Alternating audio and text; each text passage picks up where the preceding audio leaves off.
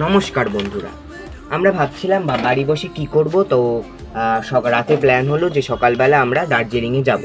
তো দার্জিলিংয়ে যাওয়ার সময় আমরা আমাদের শিলিগুড়ি থেকে ওয়েদারটা ভালো ছিল, রৌদ্র ছিল, ভালোই ওয়েদার ছিল। কিন্তু যে রোহিণী রোড ক্রস করার পর থেকে ওয়েদারটা বৃষ্টি বৃষ্টি ওয়েদার শুরু হলো। তো দার্জিলিংয়ে ওঠার সময় থেকেই বৃষ্টি নামলো।